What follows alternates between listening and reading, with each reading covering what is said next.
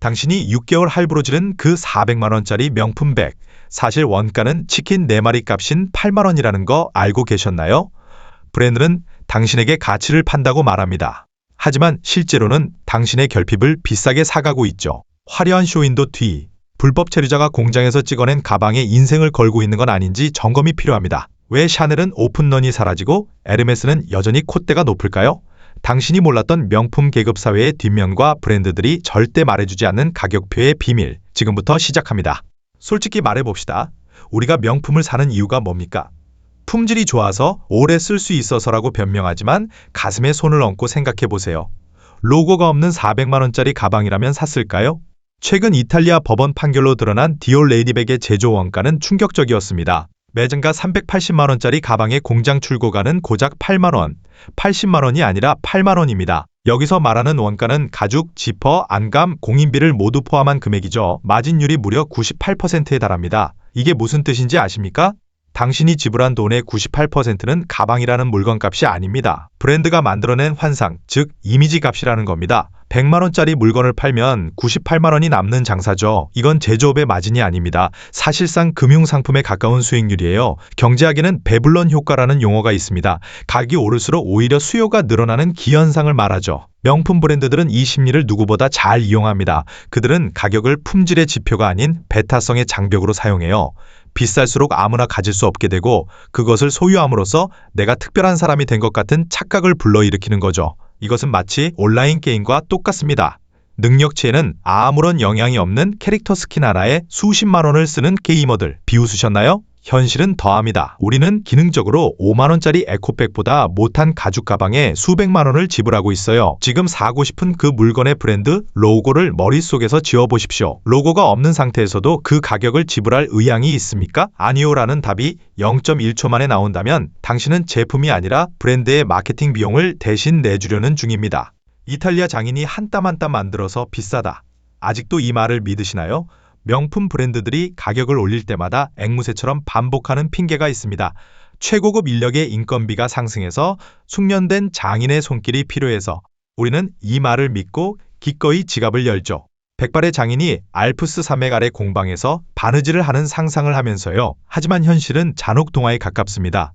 이탈리아 검찰의 조사 결과 조르지오 아르마니와 디올을 포함한 다수의 명품 브랜드 하청 공장들이 고용한 건 장인이 아니라 불법 체류자들이었습니다. 그것도 중국 등지에서 넘어온 노동자들을 닭장 같은 숙소에 가두고 하루 10시간 이상 휴일도 없이 기계처럼 돌렸어요. 이들이 받은 시급은 얼마였을까요? 2에서 3유로, 우리 돈으로 약 3,000원에서 4,000원 수준입니다. 편의점 아르바이트 시급의 절반도 안 되는 돈을 주면서 그들이 만든 물건에는 메이드 인 이탈리아라는 라벨을 붙이고 수백만 원의 가격표를 답니다. 백화점 1층에 화려한 조명 아래 놓인 그 가방, 사실은 땀냄새 나는 쪽방 공장에서 만들어졌을 확률이 높습니다. 브랜드는 최종 조립만 이탈리아에서 하거나 하청에 재하청을 주는 방식으로 법망을 피해가죠. 당신이 500만 원을 결제할 때 상상했던 백발의 장인이 가죽을 어루만지는 풍경, 그건 광고 속에만 존재합니다.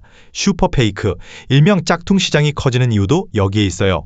진품과 짝퉁의 품질 차이가 점점 줄어드는 것이 아니라 애초에 진품의 품질이 짝퉁과 별반 다를 게 없는 수준으로 떨어진 겁니다. 같은 공장, 같은 노동자가 낮에는 진품을 만들고 밤에는 짝퉁을 만든다는 이야기가 단순한 괴담이 아닐 수도 있다는 합리적 의심이 드는 지점이죠. 핸드메이드라는 문구에 속지 마십시오. 이제 명품은 공산품입니다. 마감, 박음질, 가죽의 질을 볼 때 브랜드 이름을 가리고 보세요. 동대문 가방보다 못한 마감을 발견하는 순간 당신의 지갑은 다칠 겁니다. 지금 아니면 못 사요.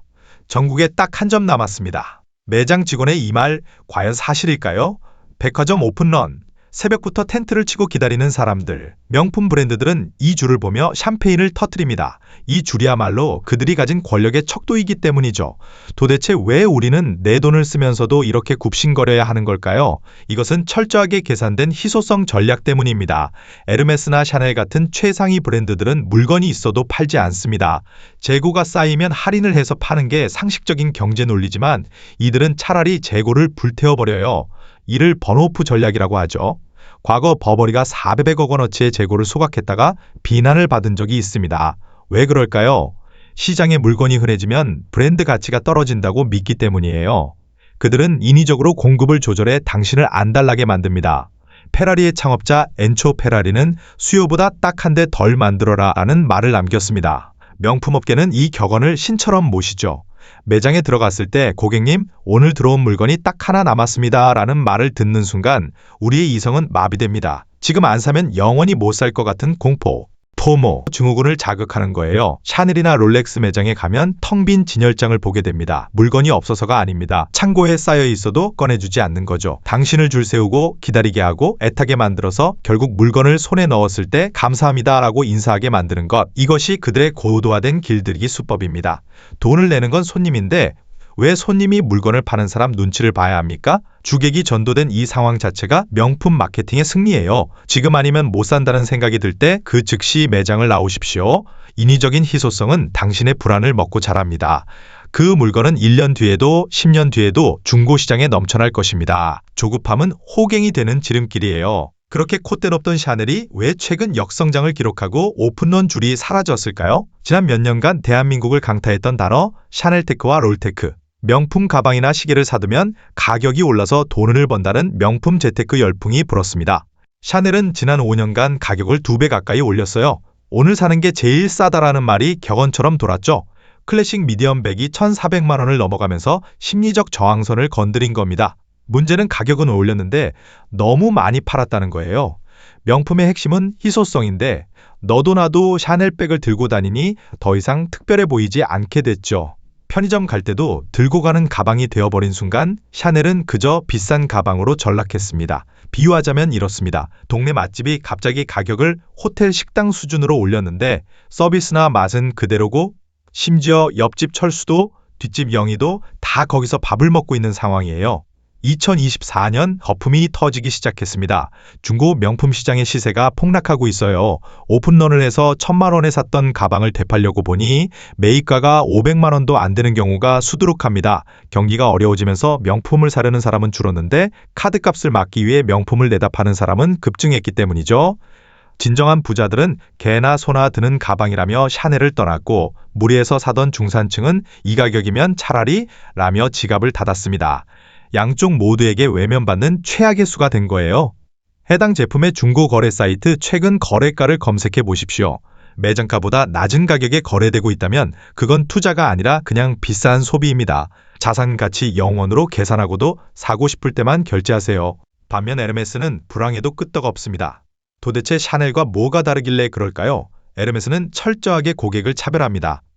돈다발을 들고 가도 버킨백을 보여주지 않아요. 그릇, 담요, 신발 같은 비인기 품목을 수천만 원어치 사야 비로소 가방을 구경할 자격, 즉 실적을 인정해 줍니다. 이것은 단순한 판매 전략이 아닙니다. 중산층과 찐부자를 가르는 거대한 걸음망이에요. 이것은 마치 귀족들의 사교 클럽과 같습니다. 아무나 들어올 수 없다는 사실 자체가 그곳의 가치를 만들죠. 에르메스를 든다는 건 나는 가방 하나를 사기 위해 쓸모없는 접시에 2천만 원을 태울 수 있는 사람이다 하는 것을 증명하는 행위예요. 그들은 대중성이 아니라 극단적인 배타성을 선택했고 그것이 역설적으로 부자들을 더욱 열광하게 만들었습니다. 무리해서 가방 하나 사려는 사람들은 이 관문을 통과할 수 없어요. 에르메스가 설계한 계급 시스템에서 내가 호구인지 고객인지 판단해 보십시오. 가방 하나를 위해 필요 없는 물건에 수천만 원을 쓰는 것이 합리적인 소비인지 냉정하게 계산기를 두드려 봐야 합니다. 우리가 명품 가방 하나를 결제할 때 그 돈이 어디로 흘러가는지 엑스레이 찍듯 들여다볼 필요가 있습니다. 앞서 말씀드렸듯 제조 원가는 10% 미만이에요. 그렇다면 나머지 90%는 어디로 갈까요? 첫째, 천문학적인 임대료입니다. 명품 매장은 도시에서 가장 비싼 땅, 가장 눈에 띄는 곳에 위치해야 해요. 청담동 명품 거리의 매장 하나를 유지하기 위해 들어가는 월세와 관리비는 상상을 초월합니다. 당신은 가방을 산 게 아니라 그 브랜드가 그 자리에 서 있기 위한 건물주의 월세를 대신 내준 겁니다. 둘째, 마케팅 비용입니다. 헐리우드 스타, K-팝 아이돌을 앰버서더로 기용하는 데 드는 비용은 수십, 수백억 원이에요. 패션쇼 한 번을 여는데 쏟아붓는 돈, 잡지 광고비, 인플루언서 협찬 비용, 이 모든 것이 당신의 가방 가격에 녹아있죠? 당신이 좋아하는 아이돌이 든 그 가방, 사실은 당신이 그 아이돌에게 출연료를 준 것이나 다름없습니다.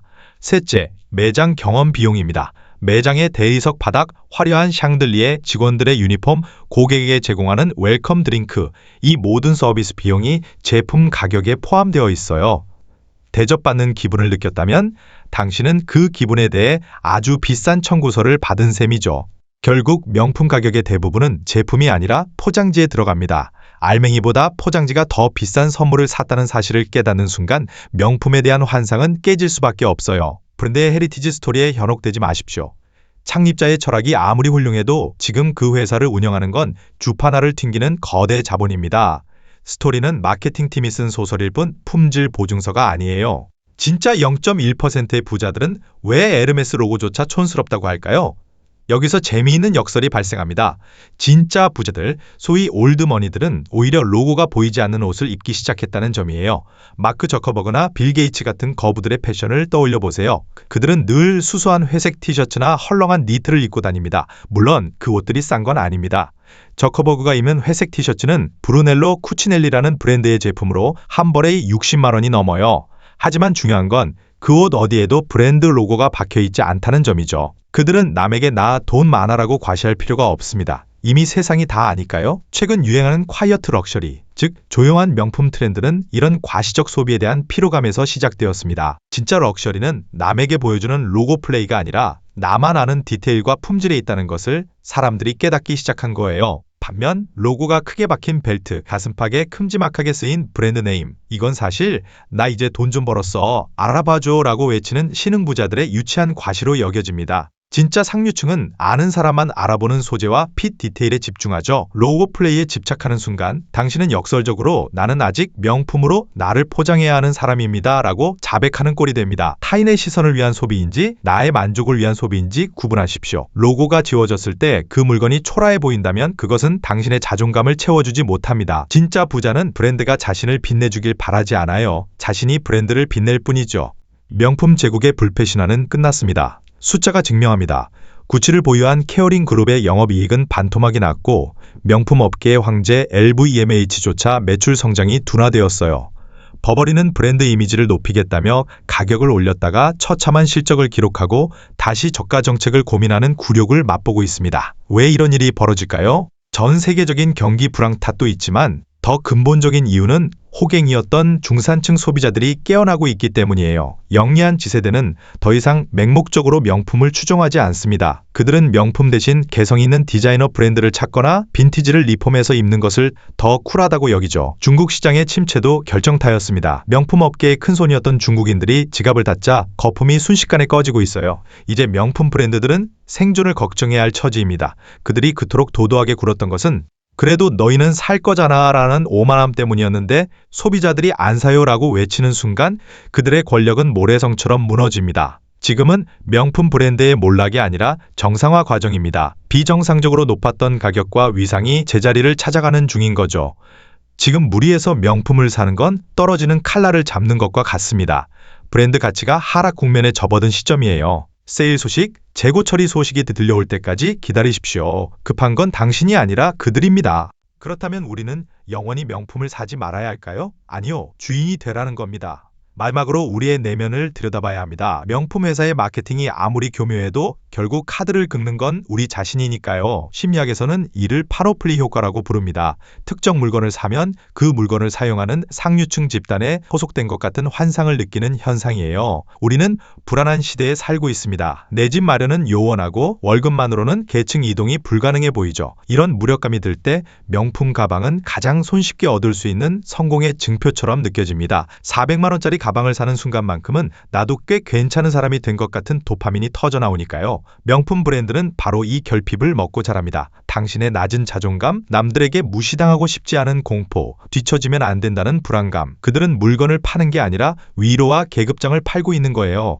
하지만 그 위로는 일시적입니다. 카드 명세서가 날아오는 순간 현실은 더 비참해지죠. 오늘 우리는 명품이라는 화려한 무대 뒤에 너저분한 백스테이지를 확인했습니다. 8만 원의 원가, 불법 체류자의 노동, 재고 소각이라는 환경 파괴, 그리고 우리의 불안을 조종하는 심리 기술까지. 이 영상을 보고 나서도 명품을 살 수는 있습니다. 예뻐서, 품질이 좋아서, 혹은 나에게 주는 선물로서 사는 것을 말릴 이유는 없어요. 하지만 적어도 모르고 당하는 호갱은 되지 마십시오. 이것이 자산이 아니라는 사실을 인정하고 소비하세요. 브랜드 로고가 아닌 제품의 본질을 보세요. 남에게 보이기 위함이 아니라 나의 만족을 위해 선택하세요. 명품 브랜드가 두려워하는 건 돈 없는 소비자가 아니라 깨어있는 소비자입니다. 우리가 가격표 대신 가치를 따지기 시작할 때 그들은 비로소 오만함을 버리고 우리를 존중하기 시작할 거예요. 가방은 당신을 빛내주는 도구일 뿐 당신의 신분이 아닙니다. 브랜드의 권력에 짓눌리지 말고 당신의 지갑과 인생의 주도권을 되찾으십시오. 당신이라는 브랜드가 그 어떤 명품 로고보다 가치 있다는 사실을 잊지 마시기 바랍니다.